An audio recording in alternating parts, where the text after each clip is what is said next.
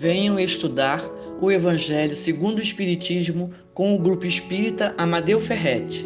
Estamos apresentando a palestra sobre o capítulo 5º, Bem-aventurados os aflitos, item 24, a desgraça real, pelo expositor Sidney Ferreira, do Centro Espírita Luz e Verdade. Olá, amigos queridos do GEAF, tudo bem? É uma alegria enorme poder estar aqui com vocês mais uma vez, atendendo esse convite e, ao mesmo tempo, agradecendo pela oportunidade do trabalho, das reflexões que o estudo da doutrina nos proporciona, nos ajudando, a caminhar cada vez melhor e cada vez mais para Deus, nosso Pai. Então, estamos aqui hoje atendendo ao convite dos amigos para conversar sobre mais um tema do Evangelho segundo o Espiritismo. Desta vez estamos no capítulo 5, Bem-aventurados os aflitos, e trataremos do item 24, a desgraça real. Então vamos fazer uma prece de início. Antes da prece, gostaríamos de fazer a leitura de uma página de ambientação. Vamos fazer a leitura do livro Pão Nosso, do nosso companheiro Emmanuel, pela psicografia de Chico Xavier, num ponto intitulado E os fins, que nos diz assim: mas nem todas as coisas edificam, Paulo. Sempre existiram homens indefiníveis que, se não fizeram mal a ninguém, igualmente não beneficiaram a pessoa alguma. Examinadas nesse mesmo prisma, as coisas do caminho precisam interpretação sensata para que se não percam na inutilidade. É lícito ao homem dedicar-se à literatura ou aos negócios honestos do mundo, e ninguém poderá contestar o caráter louvável dos que escolhem conscientemente a linha de ação individual no serviço útil. Entretanto, será justo conhecer os fins daquele que escreve ou os propósitos de quem negocia. De que valerá ao primeiro a produção de longas obras, cheias de lavores verbais e de arroubos teóricos, se as suas palavras permanecem vazias de pensamento construtivo para o plano eterno da alma? Em que aproveitará o comerciante a fortuna imensa conquistada através da operosidade do cálculo, quando vive estagnada nos cofres, aguardando os desvarios dos descendentes? Em ambas as situações, não se poderia dizer que tais homens cogitavam de realizações ilícitas. Todavia, perderam tempo precioso, esquecendo que as menores coisas trazem finalidade edificante. O trabalhador, cônscio das responsabilidades que lhe competem, não se desvia dos caminhos retos.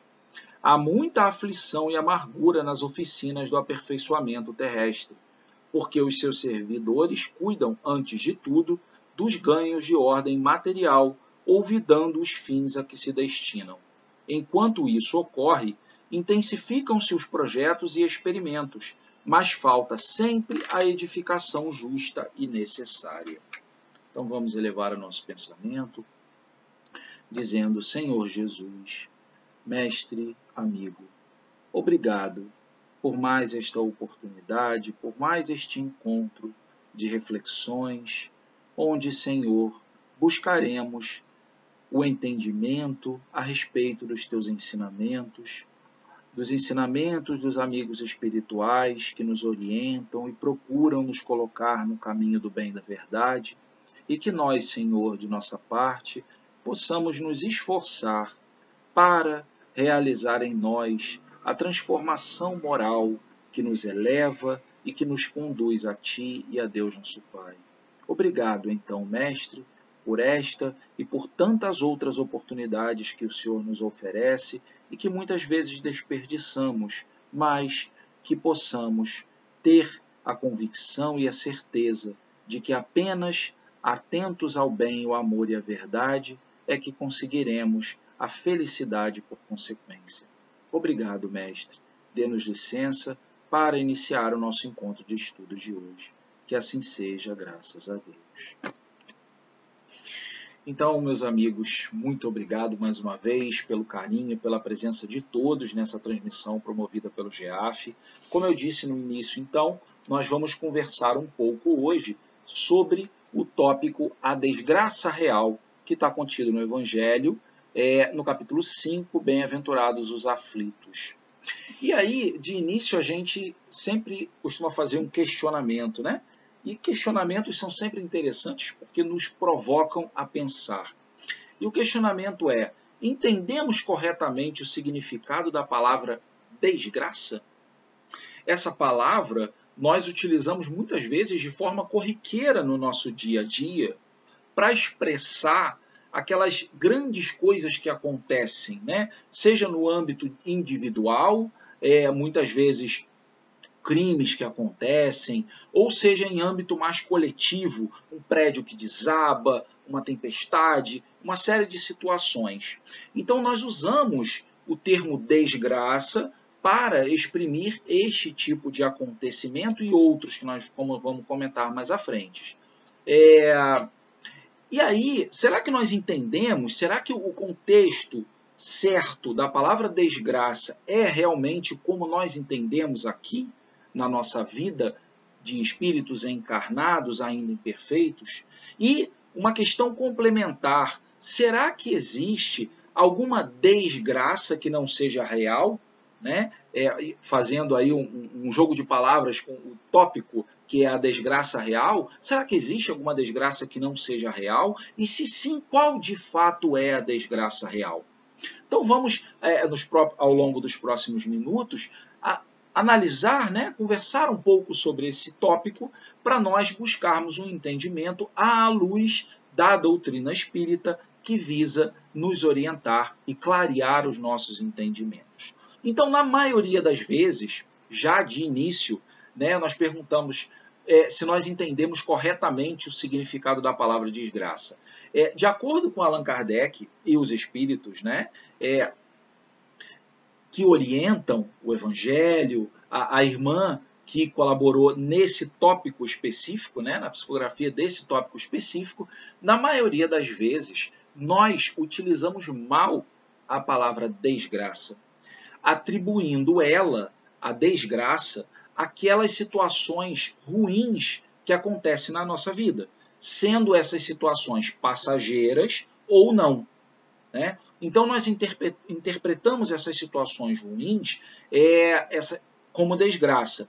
E a gente interpreta desse jeito devido ao alcance restrito que nós temos, dado a estarmos presos na carne, nas limitações que o corpo de carne impõe ao espírito, e também e principalmente devido à nossa imperfeição. Mas isso significa então que o entendimento equivocado que a gente tem que se conformar com ele? Não, porque nós temos um instrumento muito importante para o nosso entendimento, que é o Espiritismo, que é essa doutrina codificada por Allan Kardec, né, trazida a nós pelos espíritos enviados e designados por Jesus para ser o consolador prometido por Jesus. Né? Então o Espiritismo vem nos ajudando a ampliar esse alcance de entendimentos. Mas como ele vai fazer isso? Como que o meu entendimento sobre desgraça ele está certo ou está errado? E aí nós precisamos analisar o que nós entendemos como felicidade ou infelicidade.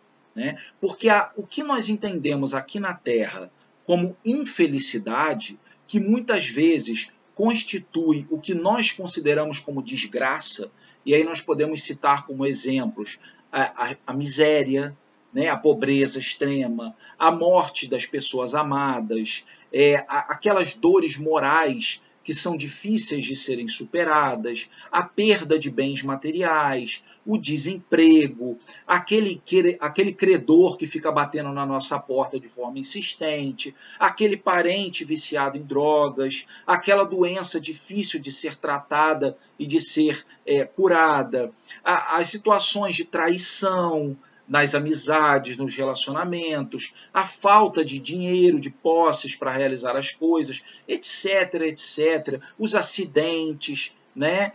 Tantas situações que acontecem por exemplo, aquelas tempestades que causam inundações, aquele prédio que desaba, né? Então, são tantas situações que acontecem na vida e que nós aqui entendemos como desgraças. Mas o que nós chamamos de desgraça, no nosso entendimento, eles se caracterizam como, na maioria das vezes, uma oportunidade que Deus nos concede para nos melhorarmos.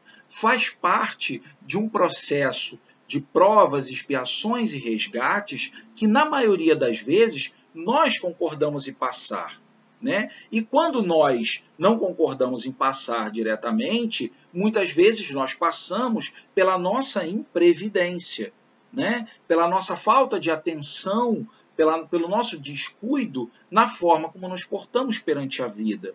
Então, isso que nós chamamos de desgraça, na verdade, podem, a depender de como nós nos portamos frente a esses acontecimentos, podem levar o ser humano, podem nos levar a fortalecer a nossa fé em Deus, a nossa fé em nós mesmos, a nossa fé nos outros, podem nos estimular a desenvolver novas habilidades para nos ajudar a superar aquele momento de dificuldade, podem nos fazer tornar mais sensíveis ao sofrimento do outro, né? Mais previdentes no uso dos recursos, podem nos ajudar a fazer novas amizades, a exercitar o perdão, nos estimular mais ao trabalho, à convivência com outras pessoas. Então, o que nós caracterizamos de desgraça, como desgraça aqui, se nós analisarmos sobre a ótica do espírito imortal, elas podem e devem ser consideradas como oportunidades de crescimento para o espírito, né? Como desafios que estão aí para nós vencermos, como provas da justiça divina, né? No fazer acontecer a lei de causa e efeito.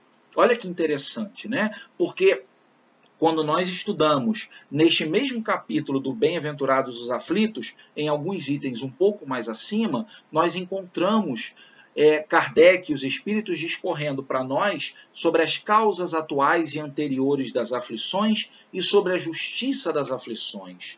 Então, quando nós estudamos isso, nós entendemos que tudo o que acontece conosco é diretamente relacionado ao exercício do nosso livre-arbítrio, associado à lei de causa e efeito. Então, Deus nos concede o livre-arbítrio para realizarmos as nossas escolhas.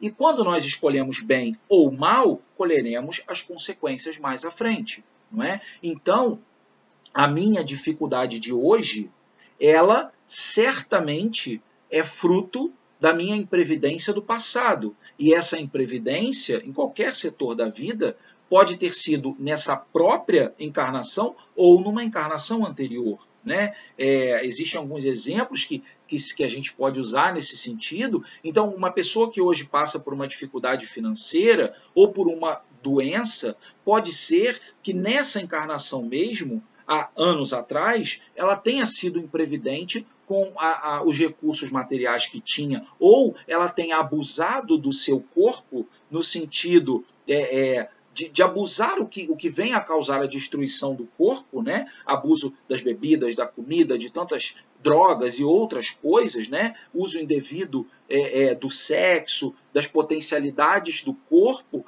Quando nós usamos mal, mais à frente o corpo vai cobrar o seu preço. Vêm as dores, vêm os sofrimentos. E quando nós vivenciamos isso que chamamos de desgraça nessa vida, sem nós termos como ter dado causa, é porque a justificativa para passarmos por aquela situação vem de encarnações passadas. São provas, são necessidades que nós precisamos.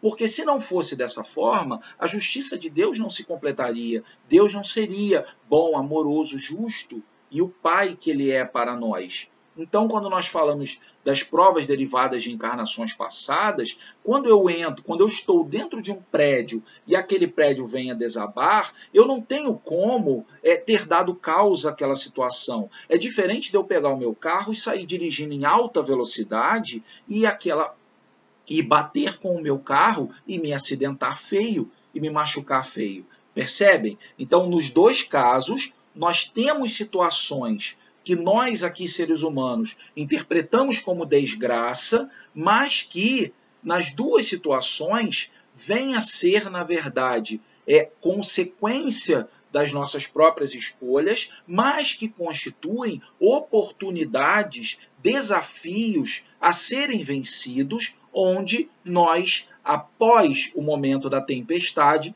nós colheremos os frutos, os méritos devidos pelo exercício da nossa paciência, da nossa resignação e também da nossa inteligência para passar por aquele momento da melhor maneira possível. Porque quando passamos por uma situação de dificuldade, nós não temos que passar por ela simplesmente nos lamentando. Nós podemos e devemos exercitar a nossa inteligência para sair e passar por aquilo da melhor maneira possível. Senão não faria sentido Deus ter nos concedido inteligência, não é? Então veja que aquilo que nós tratamos como desgraça aos olhos materiais, todos esses exemplos que demos, né? Misérias, morte, dores morais, desemprego, e doenças, traições, tantas situações, na verdade, são situações de infelicidade relativas. Relativas por quê? Porque são relativas às nossas próprias ações e escolhas,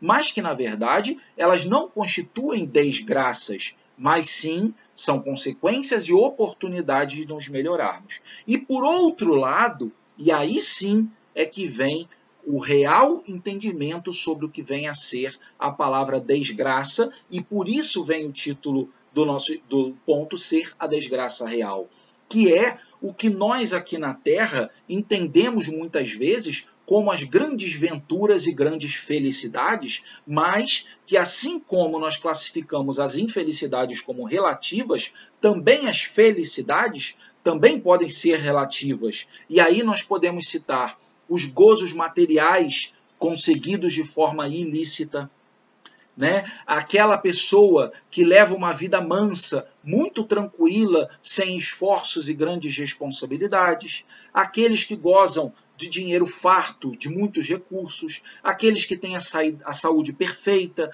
aqueles que sorriem, mas que o seu sorriso ele tem por trás o choro de uma outra pessoa.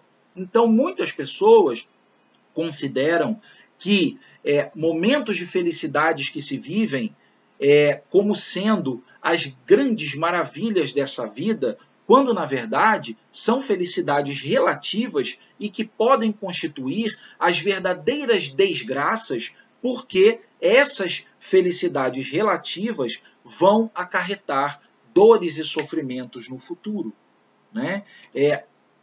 E aí é óbvio, né, que nós precisamos analisar as coisas caso a caso. Não é errado a pessoa ter muito dinheiro. Não é errado. Desde, obviamente, de que ela consiga isso pelo seu próprio esforço, pelo fruto do seu próprio trabalho. Não é errado que a pessoa tenha uma vida confortável e tranquila, né? Não é errado que a pessoa tenha uma saúde perfeita. Eu tenho que ficar me sentindo culpado porque eu sou são, perfeito, o meu corpo físico, e tem outras pessoas que não são. Isso não é um problema. O que passa a ser um problema e que pode sim constituir uma desgraça é que começam a serem plugados nessa questão, no dinheiro farto, na saúde perfeita, elementos como o orgulho e o egoísmo, e fazem com que a gente pare de prestar atenção, não preste atenção em volta e veja de que forma nós podemos compartilhar aquilo que temos muito, seja o dinheiro, seja a saúde, seja a alegria, seja os bens materiais, seja o tempo disponível, quando nós não compartilhamos o que temos em excesso com aqueles que têm muito menos que nós. Aí, nesse aspecto, é que acaba constituindo a verdadeira desgraça. Claro que a gente nem precisa falar da pessoa que adquire para si à custa da tristeza do outro, esse nem se fala, né? Porque nesse caso, você já está certo, o erro já está ali, implícito naquilo que está acontecendo. Agora, mesmo quando você não comete um erro expresso de forma direta, como, por exemplo, enriquecer de forma ilícita, mas que você enriquece pelo seu esforço, ou tem a sua saúde perfeita, mas mesmo assim deixa que o orgulho e o egoísmo imperem na sua vida, de uma forma ou de outra, isso vai constituir uma desgraça real, porque seremos cobrados no futuro, não é, pelo que estamos fazendo ou não estamos fazendo hoje. E percebem as diferenças? Então nós demos os exemplos desses que têm muito, né, que o orgulho e o egoísmo. A gente vê, por exemplo, o Bill Gates, que é um dos maiores empresários desse planeta, é um dos homens mais ricos do mundo, né? Ele está sempre oscilando lá entre os 5 mais ricos, às vezes é o mais, às vezes é um pouco menos. O Bill Gates, já há vários anos, ele não é mais o presidente da Microsoft, ele, que é a empresa que ele fundou, né? Ele faz parte do conselho administrativo, mas hoje ele se dedica a cuidar de uma instituição para atender pessoas com doenças na região da África. Se eu não me engano, é no tratamento da malária. Se não me falha a memória agora, ele tem uma instituição onde ele direciona recursos e o próprio esforço no atendimento dessas situações. Existe um outro empresário brasileiro, também bastante conhecido, que nos seus trabalhos, nas suas empresas, ele também escreve livros, né? E ele, sem fazer alarde, né, eu sei disso acompanhando algumas coisas que ele fala, que ele posta, 4 livros que ele já escreveu, direcionados a ajudar as pessoas, né, a se desenvolverem pessoalmente e profissionalmente, a renda desses 4 livros ele doou integralmente para reformar escolas no interior do Sergipe e de outras regiões lá do Nordeste muito carentes.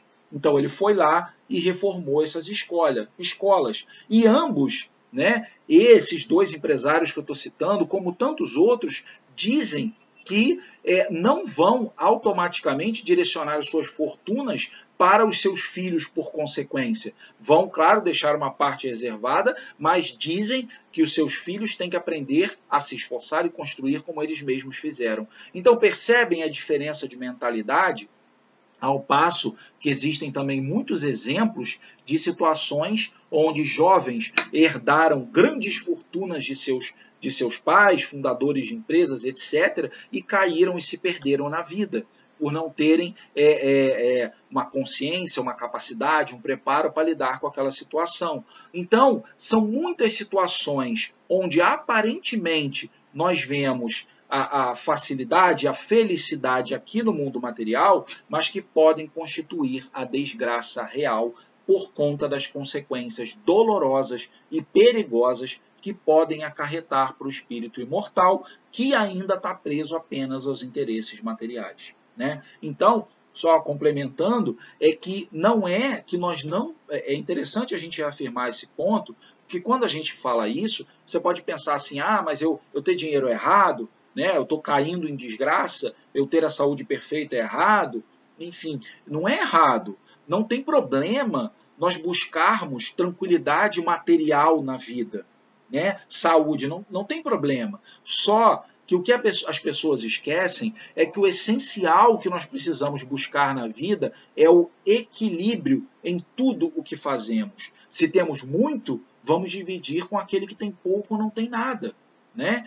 Se nós trabalhamos honestamente para ganhar o pão de cada dia, vamos estar atentos se nós não estamos prejudicando alguém com o nosso trabalho, mesmo que os prejudicados sejam a nossa família, os nossos filhos, que muitas vezes sofrem pela nossa ausência porque nós estamos muito focados e dedicados apenas ao trabalho, às questões materiais, né? Então, tudo na vida é o equilíbrio.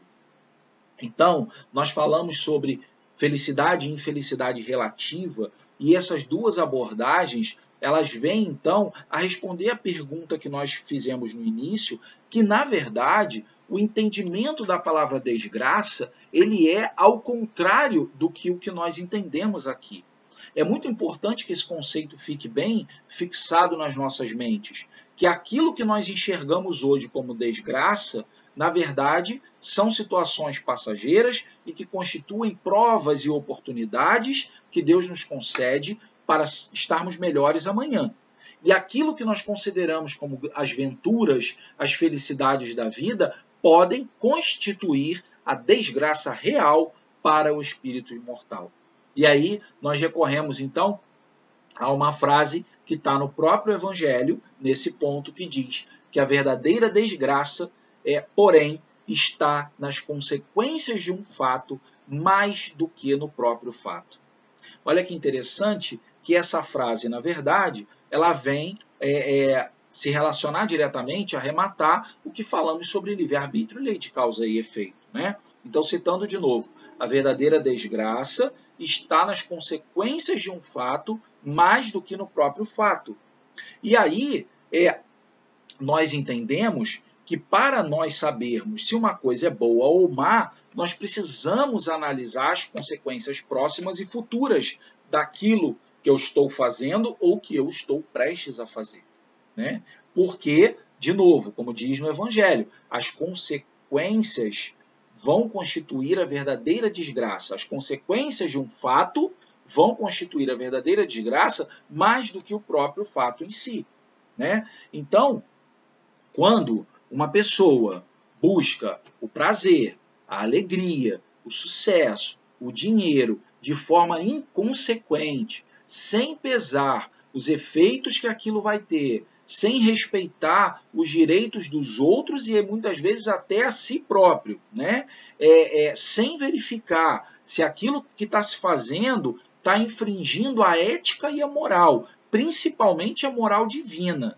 Nesses casos, a pessoa vai estar reservando para si sofrimentos e desgraças, muitas vezes por longos períodos na vida eterna do espírito, né? E aí nós pensamos assim, como que o Espiritismo, então, nos ajuda nesse entendimento ou a nos melhorarmos nesse sentido, né? Então, o Espiritismo, ele nos oferece a conscientização da pré-existência da alma, né? O que isso quer dizer? Que nós entendemos que hoje nós não somos apenas essa vida. Eu não sou o Sidney, eu estou o Sidney, mas eu sou um espírito eterno, né? Eu estou Sidney nessa encarnação, mas eu já estive com outra roupagem, outro nome, outra vida, em outro local, com outras pessoas, e amanhã da mesma forma. Então, quando eu me conscientizo da pré-existência da alma, da eternidade da alma, da evolução contínua através da reencarnação, né? De que nós estamos destinados a sermos perfeitos e felizes.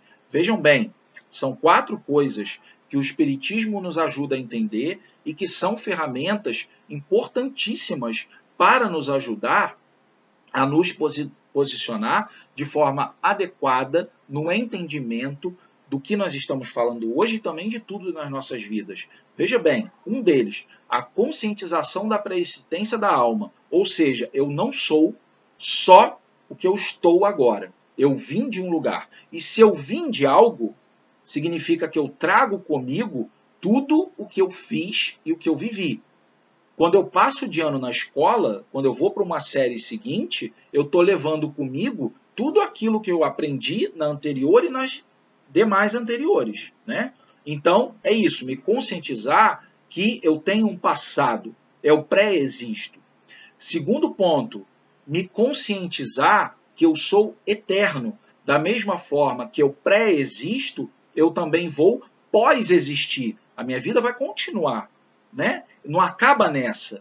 Então, esse é o segundo ponto. O terceiro, a partir do momento que eu entendo que eu sou eterno, a minha evolução ela é contínua através das diversas, inúmeras reencarnações que eu tenho. E, por fim, mas não menos importante, o quarto ponto é que nós somos destinados à perfeição e à felicidade. Então, se nós entendemos esses 4 pontos, conscientização da pré-existência da alma, somos eternos, evoluímos continuamente e estamos destinados à perfeição e à felicidade, se nós compreendermos isso tudo e entendermos internalizarmos usando a razão e a sensibilidade, fazendo com que isso permeie dentro de nós, fazendo com que as nossas escolhas do dia a dia sejam pautadas no entendimento desses 4 aspectos, isso vai nos ajudar a atravessar a nossa jornada em cada reencarnação, fazendo escolhas cada vez melhores, escolhas que vão nos fazer cair cada vez menos na desgraça real, né? Olha que interessante. E aí nós chegamos à real compreensão de tudo, que é usar o que a doutrina espírita nos ensina para nos transformarmos, né? Para entendermos que aquilo que nós passamos na Terra e julgamos de grandes dificuldades são etapas transitórias e compreendermos o perigo que nós corremos com aquilo que consideramos como felicidades, mas que são também transitórias e que podem nos acarretar sofrimentos no futuro. Então, se nós procurarmos nesse entendimento das situações que acontecem conosco na vida na Terra, um discernimento para aplicarmos nos atos e nas ações que nós temos, nós vamos cada vez mais fazer escolhas corretas com essa bênção que é o livre-arbítrio que Deus nos concedeu. Então, meus irmãos, é essa mensagem que nós trouxemos no nosso estudo de hoje. E para concluir, a gente vai citar o último trecho, o último parágrafo que a irmã que psicografou, né, que deu essa mensagem desse tópico, desse texto no Evangelho para Kardec, nos diz que é assim: que, pois, o Espiritismo vos esclareça e recoloque para vós, sob verdadeiros prismas, a verdade e o erro, tão singularmente deformados pela vossa cegueira. Agireis, então, como bravos soldados que, longe de fugirem ao perigo, preferem as lutas dos combates arriscados à paz que lhes não pode dar glória nem promoção. Que importa ao soldado perder na refrega armas, bagagens e uniforme, desde que saia vencedor e com glória?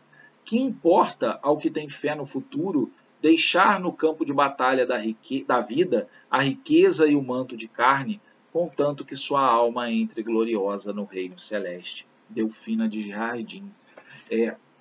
Então, é isso, meus irmãos. Essa é a mensagem que nós trouxemos para a nossa reflexão no encontro de hoje, que nós precisamos compreender sobre esses 4 aspectos, analisar o que acontece conosco na vida, porque se nós fizermos isso, nós estaremos compreendendo melhor o que acontece conosco e nos orientando com uma visão de futuro, né? E essa orientação vai nos fazer, como dissemos, utilizar cada vez melhor o nosso livre-arbítrio e caminharmos cada vez mais confiantes e felizes em direção a Jesus, nosso irmão maior, e a Deus, nosso Pai. Então eu agradeço a todos pela atenção e pelo carinho e vamos então fazer uma prece para concluirmos o nosso estudo. Vamos elevar então o nosso pensamento ao mais alto. Senhor Jesus, Mestre de infinito amor e bondade, mais uma vez, querido amigo, elevamos o pensamento a Ti, agradecidos pelos momentos de reflexão que tivemos, iluminados, Senhor, por esses Teus ensinamentos que tantos benefícios trazem pela vida de cada um de nós.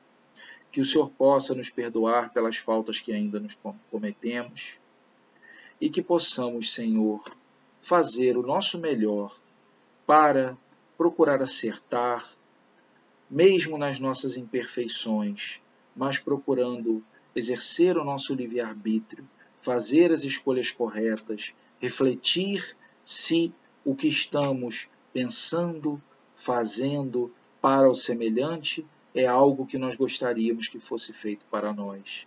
Utilizando, Senhor, esse pensamento, nós conseguiremos, então, chegar cada vez mais próximos a Ti e a Deus.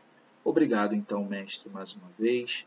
Fica conosco hoje, agora e sempre, e dê-nos licença para concluir a nossa reunião de estudos de hoje.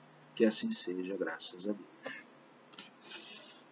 Muito obrigado, então, meus irmãos. Fiquemos com Deus e em paz.